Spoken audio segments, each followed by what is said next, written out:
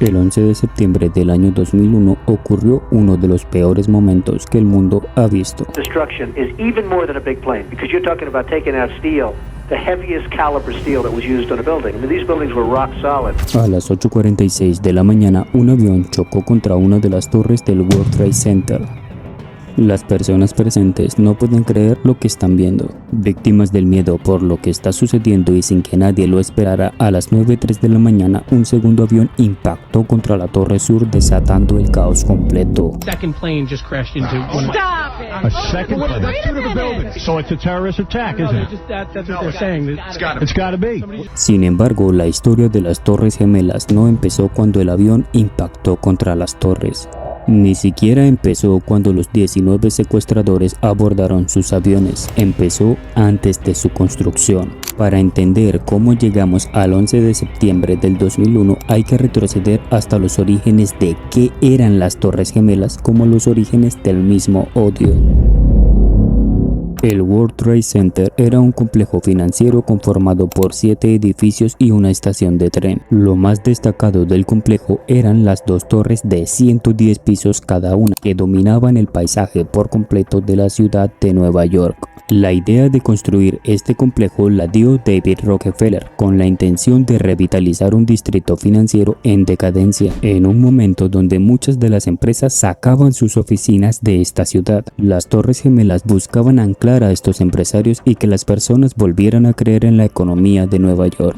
En 1962 se habilita oficialmente la construcción del proyecto con un área total de 6,5 hectáreas. Sin embargo, la magnitud del proyecto obligó a expropiar y demoler más de 100 edificios, además de modificar las carreteras del viejo Manhattan, algo que no fue del agrado de todos los ciudadanos.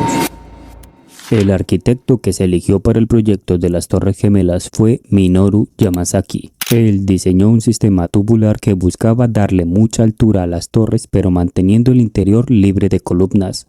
Para lograrlo, básicamente concentró la resistencia en el perímetro con columnas de acero muy juntas en la fachada, diseñando una especie de exoesqueleto estructural.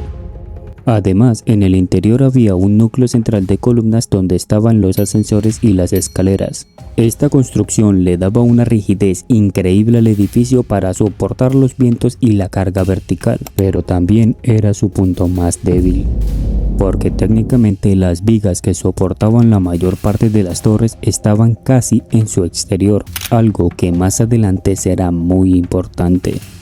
Volviendo a la construcción, el enorme terreno que se excavó tuvo una profundidad de 22 metros hasta encontrar roca sólida y poder construir una estructura para evitar que el agua y el barro del río ingresaran al pozo. La primera torre se completó en diciembre de 1970 y la torre sur se completó en 1972, pero el complejo en su totalidad fue inaugurado oficialmente el 4 de abril de 1973.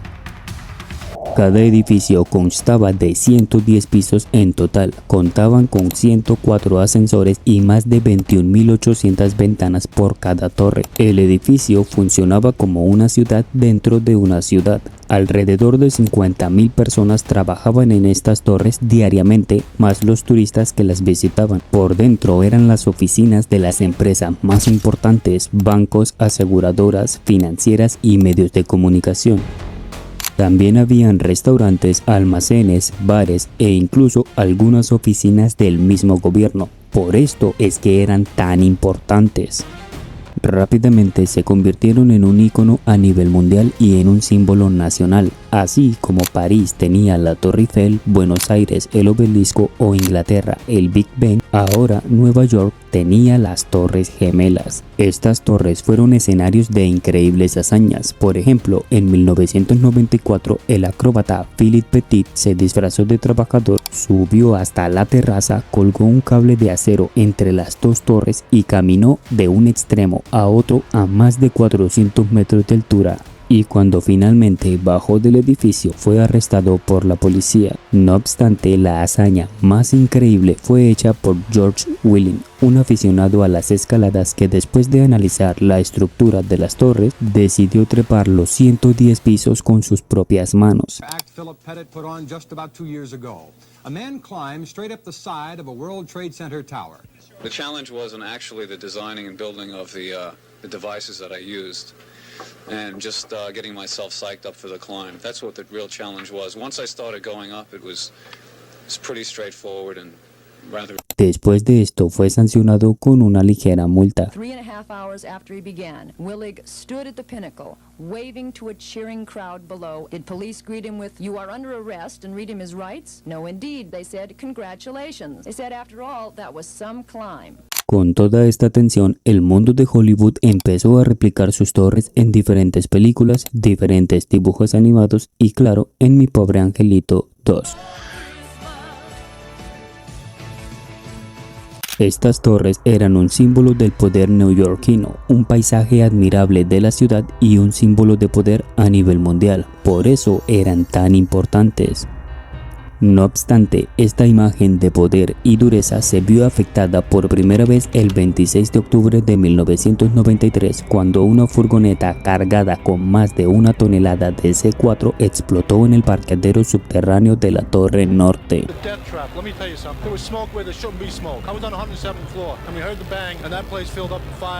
6 personas murieron y otras 1000 quedaron heridas. La investigación encontró a Ramsey Joseph como el actor intelectual y luego a los demás implicados en este hecho. Aunque el ataque del 93 no logró destruir el edificio, sí evidenció que las Torres Gemelas no eran invulnerables, y ahora el mundo lo sabía. Ahora, para entender por qué las Torres Gemelas se volvieron el blanco principal de un odio tan lejano, debemos conocer el delicado estado político del año 2001. Estados Unidos acaba de ganar la Guerra Fría, la cual terminó con el ejército soviético. Además, en la Guerra del Golfo, Estados Unidos arrasó por completo. Esto demostró que su capacidad militar estaba muy por encima de la de cualquier otro ejército. Además, la industria de Hollywood, la música y el deporte estadounidense marcaban las tendencias en el mundo. Estados Unidos estaba en su mejor momento militar y económicamente. Y es justo aquí donde vino el abuso de poder. Tras finalizar la Guerra del Golfo en la frontera de Arabia Saudí, los soldados americanos se quedaron en el país, alegando una protección militar. Sin embargo, cada vez que el presidente Saddam Hussein se enfrentaba a la ONU o tenía diferencias internacionales, la respuesta de Estados Unidos se reducía a bombardeos aéreos y sanciones a la economía. Esto claramente generó que el país viera a Estados Unidos como un enemigo directo y un poder al cual derrocar. Aquí es donde nace la narrativa de enfrentar al poder estadounidense y es justo en este espacio y momento donde empezó a crecer la figura de un hombre forjado en la guerra de Afganistán.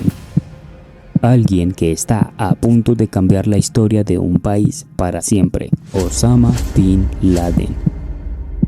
Su verdadero nombre es Osama bin Mohammed bin Awad bin Laden y nació el 10 de marzo de 1957 en Arabia Saudí, dentro de una de las familias más ricas y poderosas del país. En total tiene 52 hermanos y es hijo del arquitecto personal de la familia real de Saudí. No solo nació en una de las familias más poderosas del imperio, sino también en un país donde la religión del Islam es obligatoria.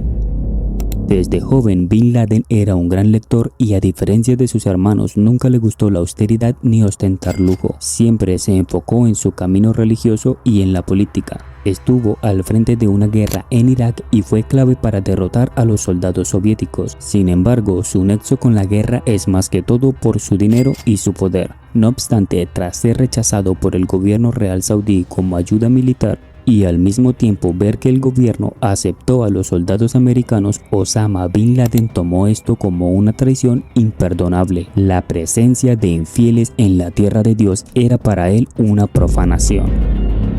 De esta manera se alejó por completo del gobierno de su país y fundó bajo su propio capital el grupo Al-Qaeda, el cual tenía armas, soldados, campos de entrenamiento y un gran respaldo económico.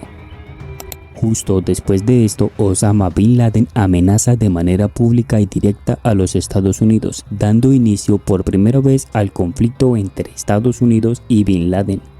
lo que terminará en el 11 de septiembre. We believe that the biggest thieves in the world are Americans, and the biggest terrorists on earth are the Americans. The only way for us to fend off these assaults is by using similar means. We do not differentiate between those dressed in military uniforms and civilians. They're all targets in this fatwa. You will leave when the bodies of American soldiers and civilians are sent in the wooden boxes and coffins. That is when you will leave. We must use punishment to keep your evil away from Muslims, Muslim women and children. They accuse our children in Palestine of being terrorists, those children who have no weapons and have not yet even reached maturity.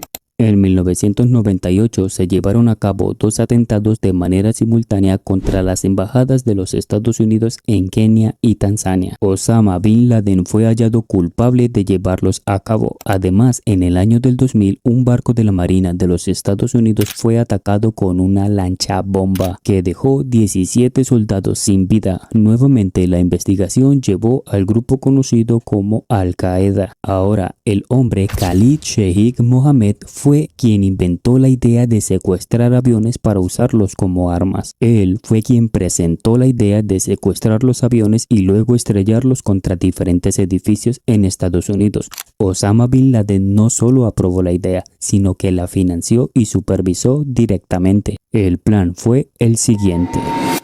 Entre 1999 y el año 2000 se reclutaron militantes religiosos musulmanes para entrenarlos en los campamentos de Afganistán. Eran personas jóvenes sin antecedentes penales de ningún tipo. Luego de estos entrenamientos militares fueron enviados a los Estados Unidos con pasaportes originales a una escuela de pilotos para que aprendieran cómo pilotear las aeronaves después de secuestrarlas y así poder estrellarlas en el lugar correcto.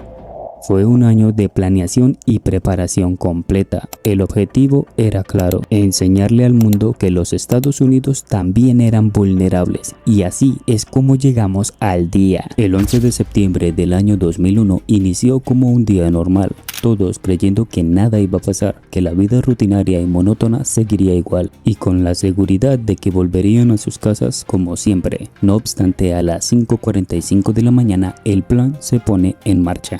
Los 2 primeros hombres llegan al aeropuerto internacional de Portland, hacen su inspección y abordan el vuelo, que los llevará con los demás secuestradores. A las 6 de la mañana el presidente estaba rumbo a la escuela para una charla y convivencia social, y a las 6:45 en el aeropuerto de Boston los 5 hombres se encuentran en la sala de espera para abordar el vuelo 11, el primer avión en chocar. Simultáneamente, en este mismo aeropuerto, los siguientes 5 hombres se preparan para subir al vuelo 175, el vuelo que impactó la Torre Sur.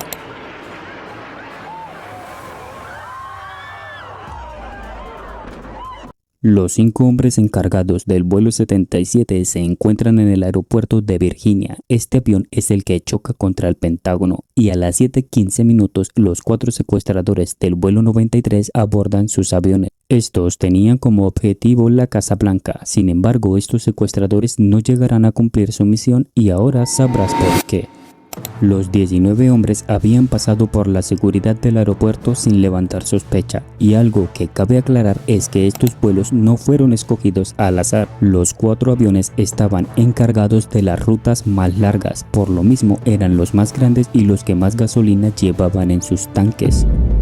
Esto es clave porque más combustible significó explosiones más grandes e incendios más intensos, o sea, mucho más daño. Son las 8:20 y Mohamed Atta junto a sus hombres empiezan a secuestrar el primer avión. Asaltan la cabina apuñalando a 2 asistentes de vuelos y a un pasajero. Justo en este momento, Betty Ang-Ong, la azafata del vuelo, hace una llamada de emergencia, la cual escucharás a continuación. Number 3 in the back, the cockpit's not answering. Somebody's stabbed in business class that we can't breathe.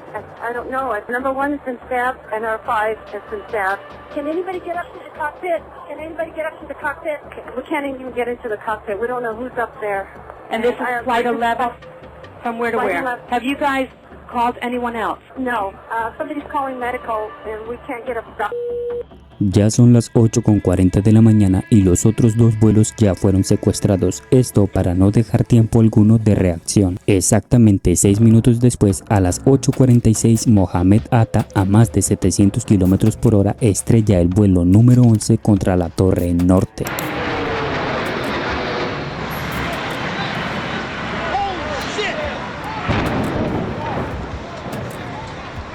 Para este momento, los ciudadanos están completamente desconcertados. Ellos creen que esto fue un accidente, uno muy grave, pero confiando en que es un accidente.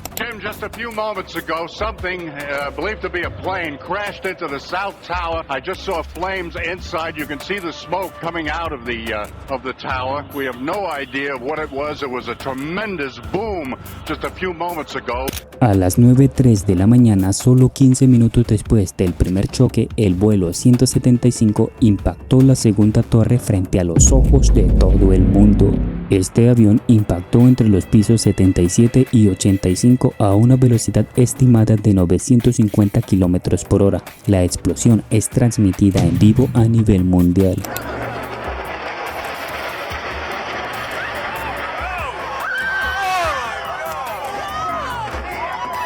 Al mismo tiempo que varias partes del avión salen proyectadas por todas las calles alrededor.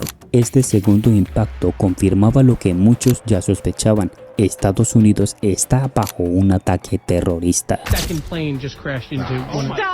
A second plane. So it's a terrorist attack, isn't it? That's what they're saying. It's gotta be. Justo ahora, mientras el presidente estaba con los niños de la escuela, es informado del segundo ataque, mientras en Nueva York se lanzaba la orden de evacuación masiva. En simultáneo, el vuelo 77 es secuestrado y desviado para ser estrellado contra Washington. Sin embargo, los pasajeros del avión, en un acto de valentía, atacan y pelean contra los secuestradores. Pero esto no rinde fruto y el avión choca contra el Pentágono, ocasionando la muerte de los 66 pasajeros del avión y de 125 personas que estaban en el lugar. Las instalaciones sufren daños irreparables y grandes incendios. El vuelo 93, que ya estaba bajo el control de Al-Qaeda, inició su desviación para chocar contra la Casa Blanca. No obstante, sus pasajeros, quienes ya sabían que iban a chocar, decidieron armarse de valor y con herramientas como agua hirviendo, teteras y charolas deciden atacar a los secuestradores. Esta pelea llevó al avión a estrellarse contra el suelo antes de llegar a su objetivo. Los pasajeros lograron salvar la Casa Blanca y a todo el personal. Tristemente, a pesar de la valentía, todos a bordo perdieron la vida. Justo ahora son las 9:59, el momento donde la Torre Sur se derrumba por completo, ocasionando un terrible caos para quienes estaban alrededor.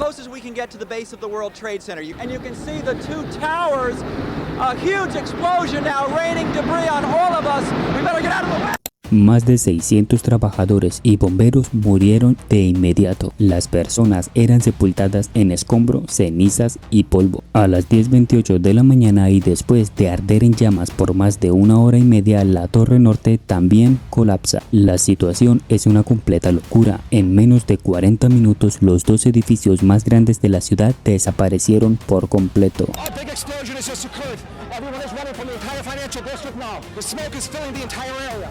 Let's go! Come on, go, Brad, go! Stop shooting, Brad, go!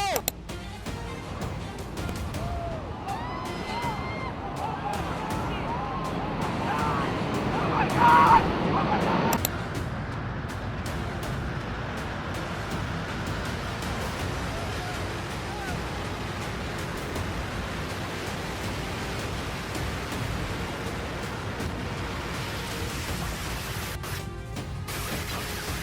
Con esta caída murieron aproximadamente 1.400 personas y en total 2.977 personas perdieron la vida esta mañana.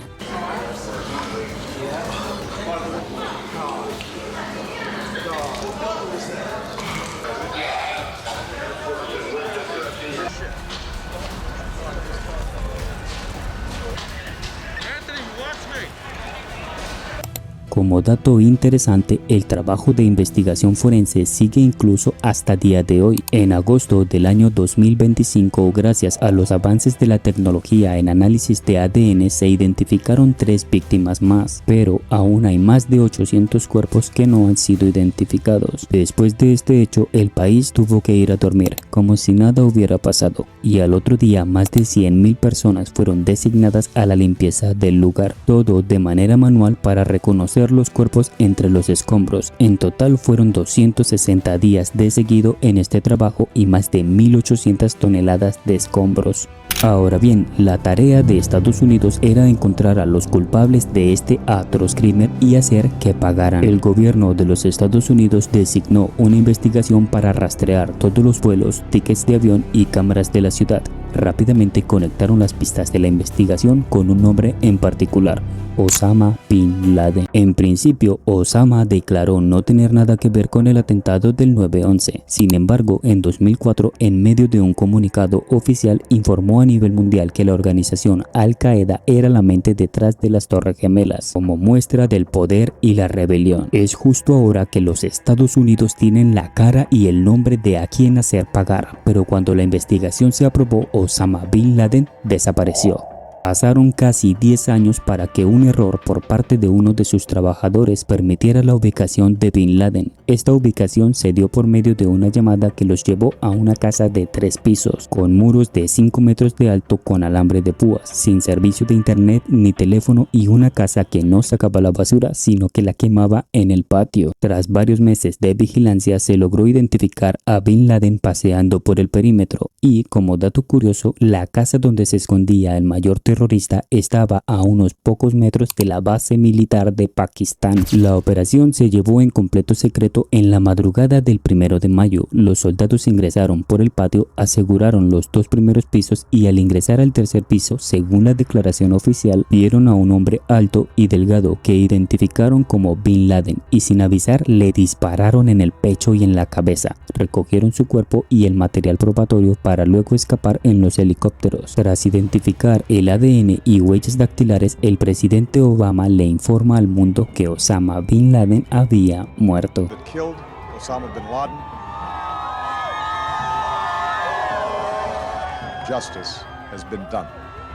El cuerpo de Bin Laden fue llevado en un portaaviones y arrojado al mar. Esta acción abrió la pregunta sobre si realmente Bin Laden estaba muerto, ya que no existe ninguna prueba fehaciente que demuestre la muerte de Bin Laden, ni fotos, ni videos, ni su cuerpo, solo reportes oficiales. Tras el final de este complejo capítulo en la vida de millones de personas, solo quedaba una pregunta: ¿qué construir en este lugar como memoria y polo económico de Nueva York? El arquitecto Daniel Libeskind fue quien aportó la solución: un complejo que integra un espacio conmemorativo con edificios, oficinas, un centro de transporte y un museo. Todo esto bajo la sombra de una nueva torre de 541 metros de altura. Después de recibir más de 5.000 propuestas a nivel mundial, en enero de 2004 se eligió el ganador, el proyecto reflejo de la ausencia, del arquitecto Michael Arad en colaboración con el paisajista Peter Walker. El diseño consiste en conservar las huellas de los edificios como 2 piscinas gigantes donde el agua cae por los bordes y se pierde en un vacío central más profundo que no tiene fondo visible. Alrededor están las placas de bronce con los nombres de todas las víctimas del 11 de septiembre y debajo de todo esto está el museo, el cual incluye una descripción muy exacta de cómo se vivieron los momentos, una colección de más de 10.000 objetos reales como partes de las escaleras quemadas, vehículos que fueron aplastados por los escombros, partes de los aviones e incluso una zona cerrada al público donde se almacenan más de 1.000 restos humanos que aún no logran ser identificados. Se almacenan en contenedores refrigerados a la espera de que los avances en la ciencia les permitan ser asociados con algún pariente y brindarles un descanso digno. El nuevo One World Trade Center no es solo un edificio, es la imagen de la resiliencia de un país, una vista al pasado que aún duele, y la enseñanza y el recordatorio de que la vida es muy efímera como para vivirla en automático. El One World Trade Center está para recordarnos que la vida puede esfumarse en un segundo y que no sabemos qué nos depara el futuro. Por esta razón no debemos dejar los asuntos importantes para después. Así que por favor, ama hoy, besa hoy, Perdona hoy y vive hoy, porque quizás no exista un mañana para poder hacerlo.